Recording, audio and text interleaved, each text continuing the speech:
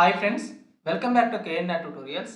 ఈ వీడియోలో మనం టీజీ హైకోర్టు అండ్ డిస్ట్రిక్ట్ కోర్టుకు సంబంధించినటువంటి ప్రీవియస్ పేపర్స్కి సంబంధించినటువంటి క్వశ్చన్ చూద్దాం. ఇది మనకి రికార్డ్ అసిస్టెంట్కి సంబంధించినటువంటి 2022లో అడిగినటువంటి క్వశ్చన్స్. మనం ఆల్రెడీ ఈ ప్రీవియస్ క్వశ్చన్స్ సంబంధించి ఈ సిరీస్లో 8 వీడియోస్ అనేది చేయడం జరిగింది. ఆ వీడియోస్కి సంబంధించినటువంటి ప్లేలిస్ట్ అనేది మన ఛానల్లో అవైలబుల్గా ఉంది, మీరు చూడొచ్చు. ఎవరైనా మన ఛానల్ని ఫస్ట్ టైం చూస్తున్నట్లయితే ఛానల్ని సబ్స్క్రైబ్ చేసుకొని వీడియోని లైక్ చేయండి. నేను ఈ వీడియోకి 500 లైక్స్ అనేవి టార్గెట్ ఇస్తున్నాను, తప్పకుండా లైక్ చేసి సపోర్ట్ చేయండి. అదేవిధంగా మన కేఎన్ఆర్ ట్యూటోరియల్స్ నుంచి అందరికీ యూజ్ అయ్యే విధంగా high court and district court exam సంబంధించి మీరు ఏ పోస్ట్కి ప్రిపేర్ అవుతున్నా, జూనియర్ అసిస్టెంట్ కానివ్వండి, లేకపోతే ప్రాసెస్ సర్వర్ కానివ్వండి, ఆఫీస్ సబార్డినేట్ కానివ్వండి, ఎగ్జామినర్ కానివ్వండి, టైపిస్ట్, కాపీస్ట్, ఏ ఎగ్జామ్ ప్రిపేర్ అవుతున్నా వారికి యూజ్ అయ్యే విధంగా 7000 ఎంసీక్యూస్తో మెటీరియల్ అనేది ప్రొవైడ్ చేయడం జరుగుతుంది. మీకు కేవలం 199 రూపీస్కే ప్రింట్ ఆప్షన్ ఇస్తూ మనం ఈ 7000 ఎంసీక్యూస్ని ప్రొవైడ్ చేయడం జరుగుతుంది. ఇందులో మీకు ఇంగ్లీష్ మీడియం మెటీరియల్ ఉంటుంది, అదేవిధంగా తెలుగు మీడియం మెటీరియల్ అనేది ఉంటుంది, సపరేట్గా ఉంటాయి. సో నెక్స్ట్ ఇందులో మీకు జీకేకి సంబంధించి దాదాపుగా 5000 క్వశ్చన్స్ అనేవి ఉంటాయి. 5000 నుంచి 5500 క్వశ్చన్స్ అనేవి ఉంటాయి. నెక్స్ట్ జనరల్ ఇంగ్లీష్కి సంబంధించి మీకు దాదాపుగా 2000 క్వశ్చన్స్ అనేవి ఉంటాయి. ఓకేనా? అంటే దాదాపు 100% సిలబస్ని కవర్ చేస్తూ మనం ఈ 7000 ఎంసీక్యూస్ని ఇవ్వడం అనేది జరిగింది. ఎవరైతే high court and district court exam prepare అవుతున్నారో ప్రతి ఒక్కరి దగ్గర ఉండాల్సినటువంటి మెటీరియల్, మీ ప్రత్యర్థికి మీరు కాంపిటీషన్ కనుక ఇవ్వాలి అనుకుంటే, తక్కువ టైంలో ప్రాపర్గా ప్రిపేర్ అవ్వాలనుకున్నప్పుడు, ఎక్కువ ఎఫిషియన్సీ, ఎక్కువ మార్క్స్ కావాలనుకున్నప్పుడు తప్పకుండా ఈ మెటీరియల్ అనేది తీసుకోండి. ఇందులో మీకు 20+ ప్రీవియస్ పేపర్స్ ఉంటాయి, అదేవిధంగా 7000 ఎంసీక్యూస్ సంబంధించినటువంటి పీడిఎఫ్స్ ఉంటాయి. నెక్స్ట్ టెస్ట్ సిరీస్ కూడా మీకు ఏదైతే జీకే ఉంటుందో ఆ జీకేకి సంబంధించినటువంటి టెస్ట్ సిరీస్ కూడా అందుబాటులో ఉంటుంది. సో తప్పకుండా తీసుకోవడానికి ట్రై చేయండి. ప్రతి ఒక్కరు కూడా మీరు ఏ రకమైన పోస్ట్కి ప్రిపేర్ అవుతున్నా కూడా ప్రతి ఒక్కరికి యూజ్ అయ్యేటటువంటి మెటీరియల్. ఇంకొక విషయం ఏంటంటే, మీ పోస్ట్‌కు సంబంధించి దాదాపుగా 10 గ్రాండ్ టెస్ట్‌లను కూడా మనం ఇందులో ప్రొవైడ్ చేయబోతున్నాం. సో వితిన్ 4-5 డేస్‌లో, ఆల్మోస్ట్ 1 వీక్‌లో మనం మీరు ఏ పోస్ట్‌కి ప్రిపేర్ అవుతున్నా కూడా సెపరేట్‌గా ప్రతి పోస్ట్‌కు సంబంధించినటువంటి 10 గ్రాండ్ టెస్ట్‌లను మనం ప్రొవైడ్ చేయబోతున్నాం. సో ఈ 199 రూపీస్ కోర్స్ అనేది త్వరలో మనకి 499 రూపీస్ అయ్యేటటువంటి అవకాశం ఉంటుంది. తప్పకుండా ఇప్పుడే తీసుకోవడానికి ట్రై చేయండి. మీరు ఈ కోర్స్‌ని అవైల్ చేసుకోవాలనుకుంటే ప్లే స్టోర్ నుంచి కేఎన్ఆర్ ట్యుటోరియల్స్ అనే యాప్‌ని డౌన్‌లోడ్ చేసుకొని మీరు ఈ కోర్స్‌ని అవైల్ చేసుకోవచ్చు. లేదంటే యాప్‌కి సంబంధించినటువంటి లింక్ అనేది కామెంట్ సెక్షన్‌లోను, అదేవిధంగా డిస్క్రిప్షన్‌లోను ఇస్తాను. అక్కడి నుంచి కూడా మీరు యాప్‌ని డౌన్‌లోడ్ చేసుకొని ఈ కోర్సెస్‌ని అవైల్ చేసుకోవచ్చు. నెక్స్ట్ కేవలం 199 రూపీస్‌కే ఫుల్ వీడియో కోర్స్‌ని కూడా జీకే అండ్ జనరల్ ఇంగ్లీష్‌కి సంబంధించి ఫుల్ వీడియో కోర్స్ కేవలం 99 రూపీస్‌కే జనరల్ ఇంగ్లీష్‌కి సంబంధించినటువంటి ఫుల్ వీడియో కోర్స్‌ని మనం ప్రొవైడ్ చేయడం జరుగుతుంది. ఫస్ట్ క్వశ్చన్ చూడండి. గురుద్వారా డేరా బాబా నానక్ ఏ భారతీయ జిల్లాలో ఉంది? అంటే గురుద్వారా డేరా బాబా నానక్ అనేది పంజాబ్ రాష్ట్రంలోని గురుదాస్పూర్ జిల్లాలో ఉంది. ఏ నది ఒడ్డున ఉంది? రావి నది ఒడ్డున ఉంది. రావి నది ఒడ్డున ఉంది. సో ఎవరికి సంబంధించింది ఇది అంటే, సిక్కుల యొక్క మొదటి గురువు అయినటువంటి గురునానక్కు సంబంధించింది. సిక్కుల యొక్క మొదటి గురువైన గురునానక్కు సంబంధించినటువంటిది. ఓకేనా? సో ఆయన తన జీవితపు చివరి రోజులను ఈ పవిత్ర స్థలంలో గడపడం జరిగింది. ఎక్కడుందంటే పంజాబ్ రాష్ట్రంలోని గురుదాస్పూర్ జిల్లాలో ఉంది. ఆప్షన్ ఏ అనేది కరెక్ట్ ఆన్సర్ అవుతుంది. Next question. ప్రాచీన నగరమైన అవంతిని ప్రస్తుతం ఏమని పిలుస్తారు? ప్రాచీన నగరమైనటువంటి అవంతిని ప్రస్తుతం ఏమని పిలుస్తున్నారు అంటున్నాడు. అంటే పురాతన భారతదేశంలోని 16 జనపదాలలో 16 మహాజనపదాలలో ఎన్ని జనపదాలు ఉన్నాయి? 16 మహాజనపదాలు ఉన్నాయి. అందులో మనకి అవంతి ఒకటి. దీని రాజధానిగా ఉన్నటువంటి నగరమే ప్రస్తుతం మనకి మధ్యప్రదేశ్లో ఉన్నటువంటి ఉజ్జయినిగా చెప్తాము. ఓకేనా? సో ప్రస్తుతం దాన్ని ఏమని పిలుస్తున్నారంటే అవంతిని ఉజ్జయిని అని పిలుస్తున్నారు. ఆప్షన్ ఏ అనేది కరెక్ట్ ఆన్సర్ అవుతుంది. Next question. తెలంగాణకు చెందిన శివతాండవ నృత్యాన్ని ఏమంటారు? తెలంగాణకు చెందినటువంటి శివతాండవ నృత్యాన్ని ఏమని పిలుస్తారు అంటే పేరిణి శివతాండవం ఏమని పిలుస్తారు? పేరిణి పేరిణి శివతాండవం అని పిలుస్తారు. లేదా యోధుల నృత్యం యోధుల నృత్యం అని కూడా పిలుస్తాం. ఓకేనా? కాకతీయుల కాలంలో ఉద్భవించినటువంటి ఈ అద్భుతమైన వీరోచిత నృత్యాన్ని పేరిణి శివతాండవం అని పిలుస్తారు. సైనికులు యుద్ధానికి వెళ్లే ముందు వారిలో ప్రేరణ పౌరుషం నింపడం కోసం శివుని ముందు ఈ నృత్యాన్ని ప్రదర్శించేవారు. ఆప్షన్ డి అనేది కరెక్ట్ ఆన్సర్ అవుతుంది. నెక్స్ట్ క్వశ్చన్, కోలిన్ మెకంజీ ఏ సంవత్సరంలో విజయనగరాన్ని సందర్శించాడు?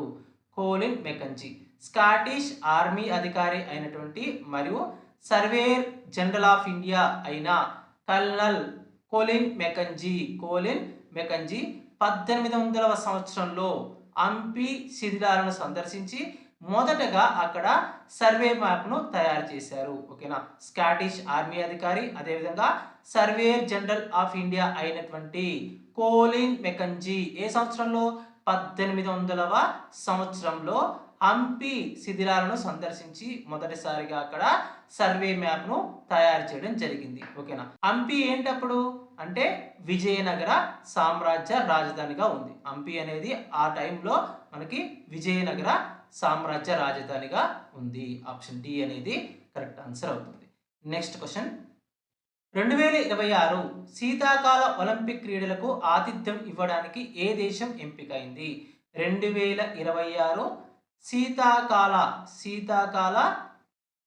ఒలింపిక్ క్రీడలకు వీటికి ఒలింపిక్ క్రీడలకు ఆతిథ్యం ఇవ్వడానికి ఎంపికైనటువంటి దేశం ఏంటంటే Italy. Very very very very important. మళ్ళీ అడుగుతాడు, గుర్తుపెట్టుకోండి. ఎందుకంటే ఈ సంవత్సరమే జరగబోతున్నాయి కాబట్టి గుర్తుపెట్టుకోండి. 2026లో ఎక్కడ జరగబోతున్నాయంటే ఇటలీలో జరగబోతున్నాయి. ఈ క్రీడలు అనేవి ఇటలీలో ఉన్నటువంటి మిలాన్ మరియు కోర్టినా డి అపెంజో నగరాల్లో జరగబోతున్నాయి. ఓకేనా? ఆప్షన్ డి అనేది కరెక్ట్ ఆన్సర్ అవుతుంది. నెక్స్ట్ క్వశ్చన్, మొఘల్ చక్రవర్తి 2వ షా ఆలం ఈస్ట్ ఇండియా కంపెనీకి బెంగాల్ ప్రావిన్స్ల దివానీ హక్కులను ఏ సంవత్సరంలో మంజూరు చేశాడు? మొఘల్ చక్రవర్తి అయినటువంటి 2వ షా ఆలం ఈస్ట్ ఇండియా కంపెనీకి బెంగాల్ ప్రావిన్స్ల యొక్క దివానీ హక్కులు, వీటిని మనం పన్ను వసూలు చేసే హక్కులు అని పిలుస్తాం. ఎప్పుడు కట్టబెట్టాడు అంటే 1765వ సంవత్సరంలో 1765వ సంవత్సరంలో మొఘల్ చక్రవర్తి అయినటువంటి 2వ షా ఆలం ఈస్ట్ ఇండియా కంపెనీకి దివానీ హక్కులను కట్టబెట్టడం జరిగింది. దేని ద్వారా? అలహాబాద్ ఒప్పందం ద్వారా. 1764లో బక్సర్ యుద్ధంలో ఓటమి తర్వాత 1765లో జరిగినటువంటి అలహాబాద్ ఒప్పందం ద్వారా మొఘల్ చక్రవర్తి అయిన 2వ షా ఆలం బెంగాల్, బీహార్, ఒరిస్సాల యొక్క రెవెన్యూ వసూళ్లకు సంబంధించినటువంటి దివానీ హక్కులను రాబర్ట్ క్లైవ్ నేతృత్వంలోని బ్రిటిష్ ఈస్ట్ ఇండియా కంపెనీకి ధారాదత్తం చేయడం జరిగింది. నెక్స్ట్ క్వశ్చన్, భారతదేశంలో ఉపయోగించిన మొదటి లోహం ఏది?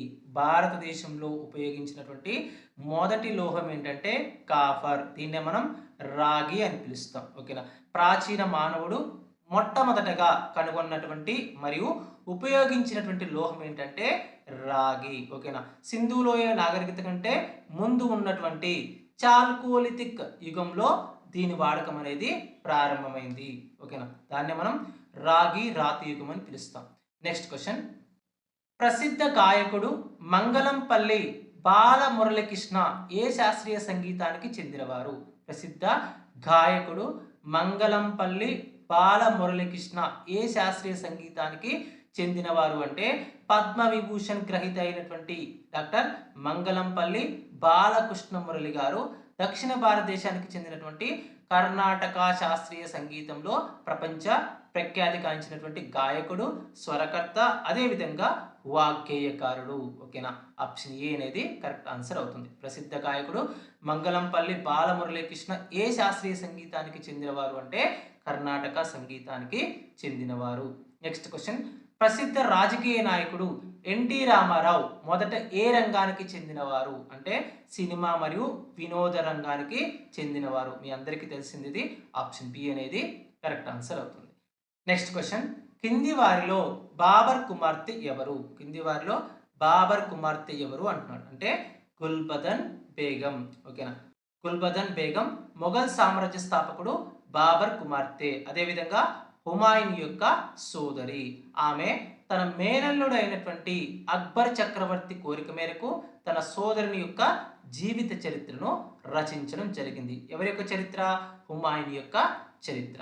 నెక్స్ట్ క్వశ్చన్, కింది వారిలో భారత రాష్ట్రపతిగా ఎన్నడూ పనిచేయనిది ఎవరు? కింది వారిలో భారత రాష్ట్రపతిగా ఎన్నడూ పనిచేయనిది ఎవరు అంటే ఇక్కడ ఎల్కే అద్వానీ. ఓకేనా? ఇక్కడ ఆర్ వెంకటరామన్, డాక్టర్ రాజేంద్ర ప్రసాద్, జాకీర్ హుస్సేన్ ఈ ముగ్గురు కూడా మనకి భారత రాష్ట్రపతిగా పనిచేయడం జరిగింది. కానీ ఎల్కే అద్వానీ భారతదేశానికి హోంమంత్రిగాను అదేవిధంగా ఉప ప్రధానిగాను చేయడం జరిగింది. కానీ ఆయన రాష్ట్రపతిగా చేయలేదు.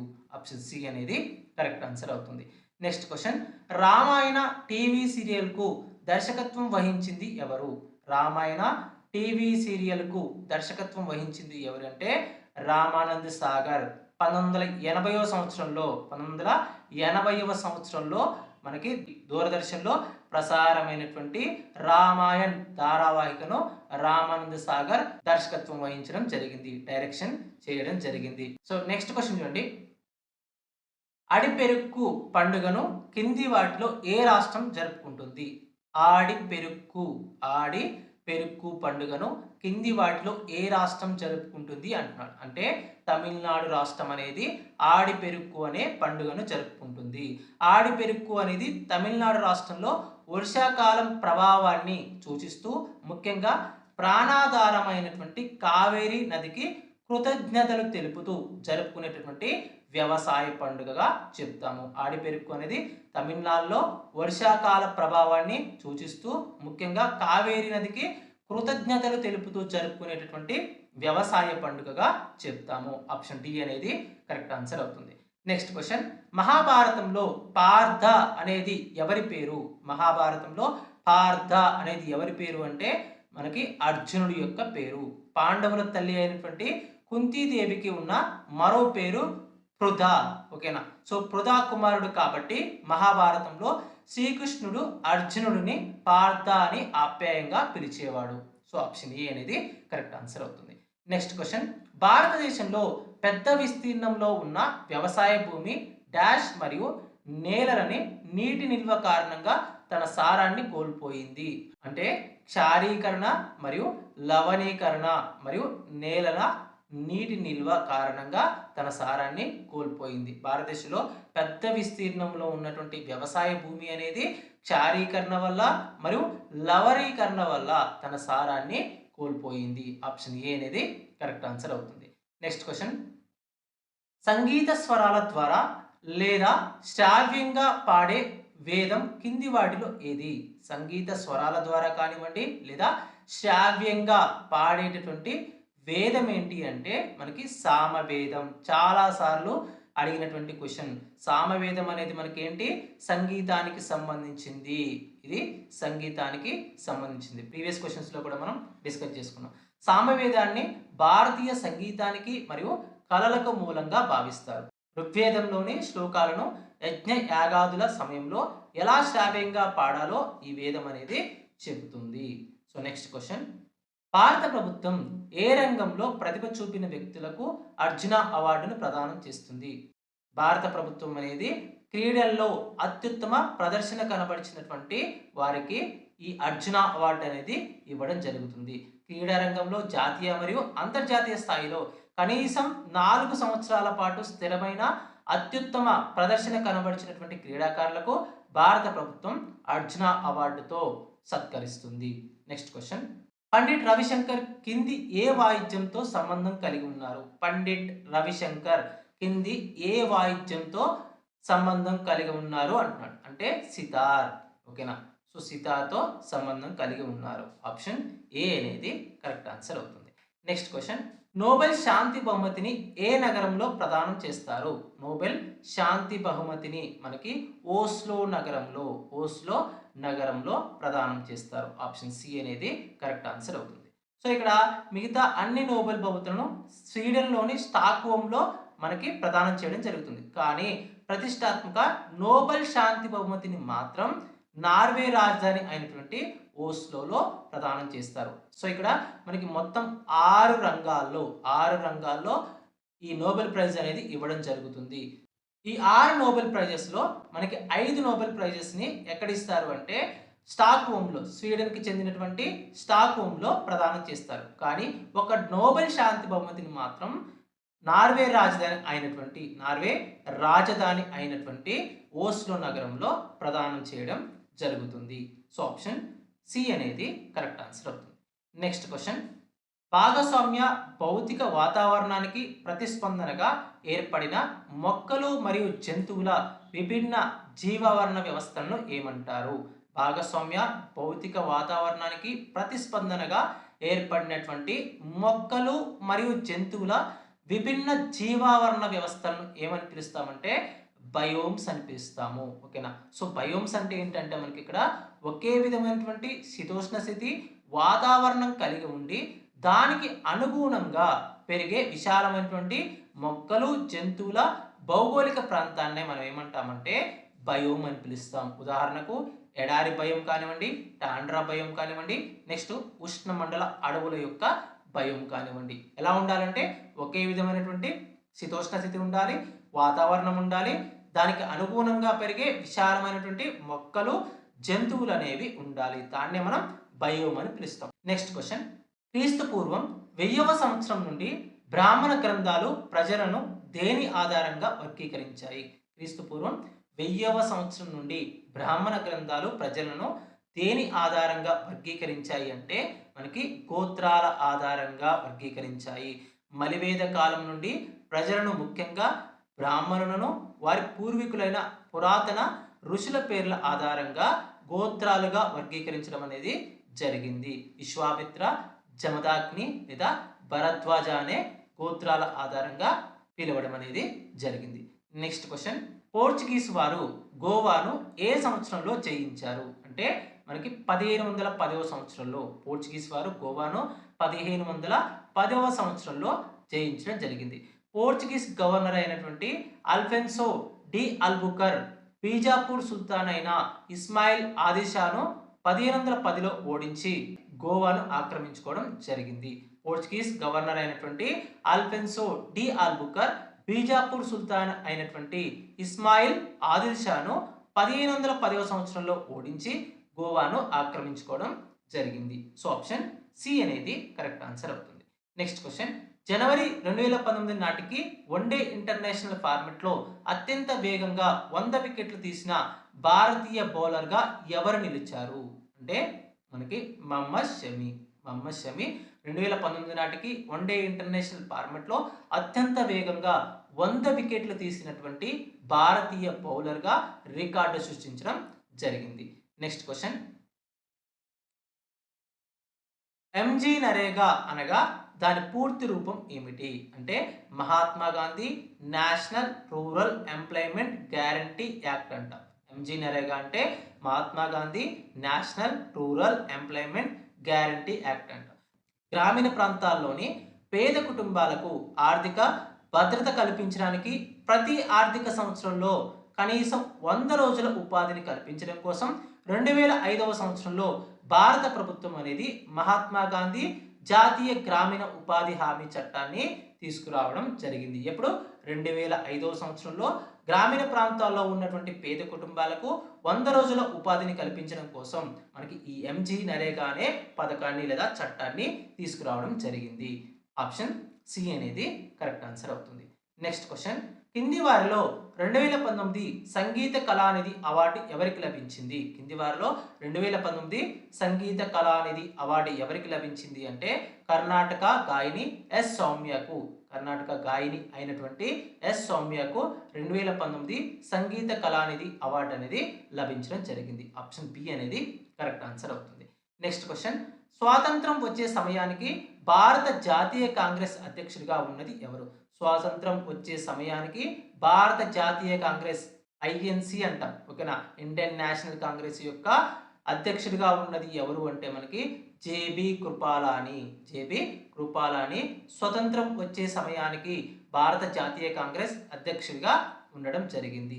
1947 ఆగస్టు 17న భారతదేశానికి స్వాతంత్రం సిద్ధించిన చారిత్రక సమయంలో ఆచార్య జేబి కృపాలాని భారత జాతీయ కాంగ్రెస్ అధ్యక్షుడిగా ఉన్నారు. ఆయన 1946 మీరట్ సమావేశంలో అధ్యక్షుడిగా ఎన్నికయ్యారు. ఓకేనా, 1946 మీరట్ సమావేశంలో అధ్యక్షుడిగా ఎన్నికై ఆయన 1947 ఆగస్టు 15 నాటికి ఐఎన్సి అధ్యక్షుడిగా ఉండడం జరిగింది. ఎవరు? ఆచార్య జేబి కృపాలాని. ఆప్షన్ సి అనేది కరెక్ట్ ఆన్సర్ అవుతుంది. నెక్స్ట్ క్వశ్చన్, తెలంగాణలో మొదటి ప్రభుత్వాన్ని ఏ పార్టీ ఏర్పాటు చేసింది? తెలంగాణలో మొదటి ప్రభుత్వాన్ని ఏ పార్టీ ఏర్పాటు చేసింది అంటే తెలంగాణ రాష్ట్ర సమితి, టిఆర్ఎస్ అనేది తెలంగాణలో మొట్టమొదటి ప్రభుత్వాన్ని ఏర్పాటు చేయడం జరిగింది. సుదీర్ఘ పోరాటం తర్వాత 2014 జూన్ 2న తెలంగాణ రాష్ట్రం అనేది ఆవిర్భవించింది. ఎన్నవ రాష్ట్రంగా? 29వ రాష్ట్రంగా ఆవిర్భవించింది. ఆ సమయంలో జరిగినటువంటి ఎన్నికల్లో గెలుపొందినటువంటి తెలంగాణ రాష్ట్ర సమితి పార్టీ లేదా బీఆర్ఎస్ పార్టీ మొట్టమొదటి తెలంగాణ ప్రభుత్వాన్ని ఏర్పాటు చేయడం జరిగింది. ఆప్షన్ బి అనేది కరెక్ట్ ఆన్సర్ అవుతుంది. నెక్స్ట్ క్వశ్చన్, వల్లంకలి అనే సాంప్రదాయ పడవ పందెం భారతదేశంలోని ఏ రాష్ట్రంలో ప్రాచుర్యం పొందింది? Very very very very very important. Vallamkali మనం మూవీస్లో కూడా చూస్తుంటాం. వల్లంకలి అనే సాంప్రదాయ పడవ పందెం భారతదేశంలోని ఏ రాష్ట్రంలో ప్రాచుర్యం పొందింది అంటే కేరళ రాష్ట్రంలో. ఓకేనా, వల్లంకలి లేదా వల్లంకలి అనేది కేరళ రాష్ట్రంలో ఓణం పండుగ సమయంలో నిర్వహించేటటువంటి ప్రసిద్ధ సాంప్రదాయ పడవ పందెంగా చెప్తాం. ఇందులో పొడవైనటువంటి చుండన్ వల్లం అనే పడవలను ఉపయోగించి, అంటే పాము ఆకారంలో ఉన్నటువంటి పడవలను ఉపయోగించి ఈ పోటీలు అనేవి నిర్వహించడం జరుగుతుంది. ఆప్షన్ బి అనేది కరెక్ట్ ఆన్సర్ అవుతుంది. నెక్స్ట్ క్వశ్చన్, కరీంనగర్ జిల్లా ఏ రాష్ట్రంలో ఉంది? దక్షిణ భారతదేశంలోని తెలంగాణ రాష్ట్రంలో ఉంది. ఇది గోదావరి నది తీరంలో ఉన్నటువంటి ఒక ముఖ్యమైన వ్యాపార మరియు వ్యవసాయ విద్యా కేంద్రంగా చెప్తాము. సో ఇది చాలా easy question. Next question, India state of forest report 2011 ప్రకారం భారతదేశ అటవీ విస్తీర్ణం ఎంత శాతం? ఓకేనా, India state of forest report 2011 ప్రకారం భారతదేశ అటవీ విస్తీర్ణం ఎంత అంటే మనకి 23.81%. ఫారెస్ట్ సర్వే ఆఫ్ ఇండియా విడుదల చేసినటువంటి 2011 నివేదిక ప్రకారం భారతదేశ భౌగోళిక విస్తీర్ణంలో అటవీ మరియు వృక్ష విస్తీర్ణం సుమారుగా 23.81%గా నమోదైంది. ఓకేనా, సో జాతీయ అటవీ విధానం ప్రకారం ఇది ఎంత ఉండాలి అంటే 33% అనేది ఉండాలి. 33% అనేది ఉండాలి. నెక్స్ట్ క్వశ్చన్, ఎలిఫెంటా గుహలు ఎక్కడ ఉన్నాయి? వెరీ వెరీ ఇంపార్టెంట్ క్వశ్చన్, చాలా సార్లు రిపీటెడ్గా అడుగుతున్నటువంటి క్వశ్చన్ ఇది. ఎలిఫెంటా గుహలు ఎక్కడ ఉన్నాయి అంటే మనకి ముంబైలో ఉన్నాయి. ఓకేనా, ఎలిఫెంటా గుహలు అనేవి ముంబైలో ఉన్నాయి. శివుని శిల్పాలకు ప్రసిద్ధి చెందినటువంటి ఎలిఫెంటా గుహలు అనేవి మహారాష్ట్ర రాజధాని అయినటువంటి ముంబై తీరానికి సమీపంలో అరేబియా సముద్రంలోని ఎలిఫెంటా ద్వీపంలో ఉన్నాయి. సో ఈ ఎలిఫెంటా ద్వీపాన్ని ఏమంటామంటే ఘారాపూరి అంటాం. ఓకేనా, ఎలిఫెంటా ద్వీపాన్ని ఘారాపూరి అని కూడా పిలుస్తాం. Very very important. Option D అనేది కరెక్ట్ ఆన్సర్ అవుతుంది. నెక్స్ట్ క్వశ్చన్, క్రికెట్ ఆటలో హ్యాట్రిక్ అంటే ఏమిటి? క్రికెట్ ఆటలో హ్యాట్రిక్ అంటే ఏంటంటే వరుసగా 3 బంతుల్లో 3 వికెట్లు కనుక తీసినట్లయితే దాన్ని హ్యాట్రిక్ అని చెప్తాం. చాలా మందికి తెలిసే ఉంటుంది. నెక్స్ట్ క్వశ్చన్, లక్నో ఒప్పందం ఏ సంవత్సరంలో ఆమోదించబడింది? లక్నో ఒప్పందం అనేది 1916వ సంవత్సరంలో ఆమోదించబడింది. లక్నో ఒప్పందం అనేది 1916వ సంవత్సరంలో ఆమోదించబడింది. 1916లో లక్నోలో జరిగినటువంటి సమావేశంలో భారత జాతీయ కాంగ్రెస్ మరియు ఆల్ ఇండియా ముస్లిం లీగ్ మధ్య జరిగినటువంటి చారిత్రక ఒప్పందమే లక్నో ఫ్యాక్ట్ లేదా లక్నో ఒప్పందంగా చెప్తాము. బ్రిటిష్ వారిపై ఉమ్మడిగా పోరాడేందుకు హిందూ ముస్లింల యొక్క ఐక్యతకు ఈ లక్నో ఫ్యాక్ట్ అనేది పునాదిగా నిలిచింది. సో ఆప్షన్ బి అనేది కరెక్ట్ ఆన్సర్ అవుతుంది.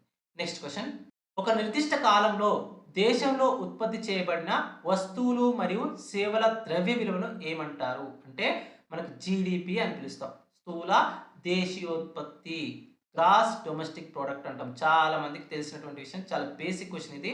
ఒక నిర్దిష్ట కాలంలో ఒక దేశంలో ఉత్పత్తి చేయబడిన వస్తువులు మరియు సేవల యొక్క మొత్తం విలువను ఏమని పిలుస్తామంటే స్థూల దేశీయోత్పత్తి లేదా గ్రాస్ డొమెస్టిక్ ప్రోడక్ట్ జీడిపి అని పిలుస్తాము. నెక్స్ట్ క్వశ్చన్, ఏడాది పొడవునా వర్షాలు కురుస్తూ ఉష్ణమండల వర్షాలకు ప్రసిద్ధి చెందిన ప్రదేశం కింది వాటిలో ఏది అంటే చిరపుంజి. ఓకేనా, మేఘాలయ రాష్ట్రంలోని ఖాసీ కొండల్లో ఉన్నటువంటి చిరపుంజి ప్రపంచంలోనే అత్యధిక వర్షపాతం నమోదు చేసుకునే ప్రాంతాల్లో ఒకటిగా చెప్తాము. ఓకేనా, బంగాళాఖాతం శాఖ నుండి వచ్చే నైరుతి ఋతుపవనాల వల్ల ఇక్కడ భారీ వర్షాలు అనేవి కురుస్తాయి. సో ఆప్షన్ డి అనేది కరెక్ట్ ఆన్సర్ అవుతుంది. నెక్స్ట్ క్వశ్చన్, ఉత్తరాఖండ్ రాజధాని ఏది? ఉత్తరాఖండ్ యొక్క రాజధాని డెహ్రాడూన్. ఓకేనా, గుర్తుపెట్టుకోండి, వెరీ వెరీ ఇంపార్టెంట్. ఉత్తరాఖండ్ రాష్ట్రానికి డెహ్రాడూన్ శీతాకాల రాజధానిగా వ్యవహరిస్తుంది. ఇది హిమాలయ పర్వత ప్రాంతంలో ఘార్వాల్ ప్రాంతంలో ఉంది. ఆప్షన్ ఏ అనేది కరెక్ట్ ఆన్సర్ అవుతుంది. నెక్స్ట్ క్వశ్చన్, భారత జాతీయ కాంగ్రెస్ పార్టీ మొదటి మహిళా అధ్యక్షురాలు ఎవరు? భారత జాతీయ కాంగ్రెస్ పార్టీ మొదటి మహిళా అధ్యక్షురాలు ఎవరు అంటే మనకి అనీ బెసెంట్. ఓకేనా, బ్రిటిష్ జాతీయురాలైనటువంటి అనీ బెసెంట్ ఒక గొప్ప థియోసాఫిస్ట్ గా చెప్తారు మరియు భారత స్వతంత్ర సమరయోధురాలు. ఆమె 1917లో జరిగినటువంటి కలకత్తా సమావేశంలో భారత జాతీయ కాంగ్రెస్ కు తొలి మహిళా అధ్యక్షురాలుగా ఎన్నికయ్యారు. Very very important. భారత జాతీయ కాంగ్రెస్ కు తొలి మహిళా అధ్యక్షురాలు ఎవరంటే అనీ బెసెంట్. గుర్తుపెట్టుకోండి, తొలి భారతీయ మహిళా అధ్యక్షురాలు ఎవరంటే సరోజిని నాయుడు. ఓకేనా, తొలి మహిళా అధ్యక్షురాలు అంటేనేమో అనీ బెసెంట్, లేదంటే తొలి భారతీయ మహిళా అధ్యక్షురాలు అంటేనేమో సరోజిని నాయుడు అవుతారు. సో ఏ సమావేశంలో? 1917లో జరిగినటువంటి కలకత్తా సమావేశంలో ఆమె అధ్యక్షురాలుగా ఎన్నికవడం జరిగింది. నెక్స్ట్ క్వశ్చన్, చదరంగం ఏ దేశంలో కనుగొనబడింది? చదరంగం ఆట ప్రాచీన భారతదేశంలో 6వ శతాబ్దంలో గుప్తుల కాలంలో కనుగొనబడింది. అప్పట్లో దీనిని చతురంగ అని పిలిచేవారు, అనగా సైన్యంలోని 4 విభాగాలు అనే అర్థము. సో పదాతి, అశ్విక, గజ, రథ దళాలని దీని యొక్క మీనింగ్ గా చెప్తాం. ఓకేనా, చదరంగం అనేది ఏ దేశంలో కనుగొనబడింది అంటే భారతదేశంలో కనుగొనబడింది. Next question, Rajaji national park ఎక్కడ ఉంది? రాజాజీ నేషనల్ పార్క్ అనేది ఎక్కడ ఉంది అంటే మనకి ఉత్తరాఖండ్ లో ఉంది. ఏనుగులకు మరియు పులులకు ప్రసిద్ధి చెందినటువంటి రాజాజీ నేషనల్ పార్క్ అనేది మనకి ఎక్కడ ఉందంటే ఉత్తరాఖండ్ రాష్ట్రంలో ఉంది. ఓకేనా, సో ఆప్షన్ ఏ అనేది కరెక్ట్ ఆన్సర్ అవుతుంది. సో ఇవి మనకి ప్రీవియస్గా అడిగినటువంటి క్వశ్చన్స్. మన కేఎన్ఆర్ ట్యుటోరియల్స్ నుంచి high court and district court exam prepare అవుతున్నటువంటి అభ్యర్థుల కోసం 7000 MCQsతో మనం పీడిఎఫ్ మెటీరియల్ అనేది ప్రొవైడ్ చేయడం జరుగుతుంది. ప్రింట్ ఆప్షన్ ఇస్తూ కేవలం 199 రూపీస్కే మనం 100% సిలబస్ని కవర్ చేస్తూ ఈ పీడిఎఫ్ మెటీరియల్ అనేది ప్రొవైడ్ చేస్తున్నాం. మీరు ఏ ఎగ్జామ్ ప్రిపేర్ అవుతున్నా, ఎగ్జామినర్ కానివ్వండి, కాపీస్ట్ కానివ్వండి, టైపిస్ట్ కానివ్వండి, లేకపోతే ప్రాసెస్ సర్వర్ కానివ్వండి, ఆఫీస్ సబార్డినేట్ కానివ్వండి, జూనియర్ అసిస్టెంట్ కానివ్వండి, మీరు ఏ ఎగ్జామ్ ప్రిపేర్ అవుతున్నా చాలా చాలా యూస్ఫుల్గా ఉండేటటువంటి మెటీరియల్. ఇందులో మీకు 5000 వరకు జీకే క్వశ్చన్స్, 2000 వరకు మనకి ఇంగ్లీష్ క్వశ్చన్స్ అనేవి ఉంటాయి. సో దీంతో పాటుగా 20+ ప్రీవియస్ ఇయర్ క్వశ్చన్స్ అనేవి, 20+ ప్రీవియస్ ఇయర్ పేపర్స్ అనేవి కూడా మనం అప్లోడ్ చేయడం అనేది జరిగింది. అదేవిధంగా 2025కి సంబంధించి 500 మోస్ట్ ఇంపార్టెంట్ కరెంట్ అఫైర్స్ కూడా మనం ఇందులో యాడ్ చేయడం జరిగింది. ఓకేనా, సో దీంతో పాటుగా మనం ఫ్యూచర్లో ఇదే కోర్సులో ఈ 199 రూపీస్ కోర్సులోనే మీకు 10 గ్రాండ్ టెస్టులు లేదా మార్క్ టెస్టులను కూడా అందుబాటులోకి తీసుకురాబోతున్నాం. అన్ని పోస్టులకు సంబంధించి examiner, copyist, typist, junior assistant కానివ్వండి, ప్రతి ఎగ్జామ్ సంబంధించి వారి యొక్క ఎగ్జామ్ సంబంధించినటువంటి 10 గ్రాండ్ టెస్ట్లను కూడా మనం ఇందులో తీసుకురాబోతున్నాం. ఈ కోర్సుకు మనకి 1 ఇయర్ వ్యాలిడిటీ అనేది ఉంటుంది. ఓకేనా, సో ఆల్రెడీ తీసుకున్న వాళ్ళు మళ్ళీ తీసుకోవాల్సిన అవసరం లేదు.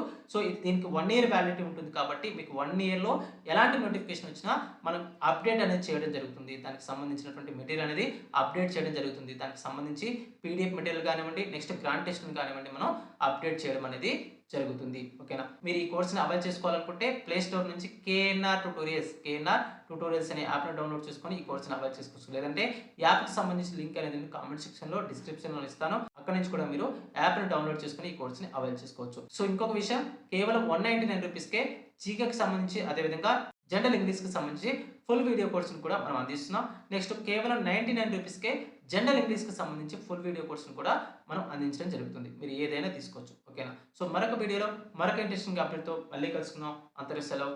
జై హింద్.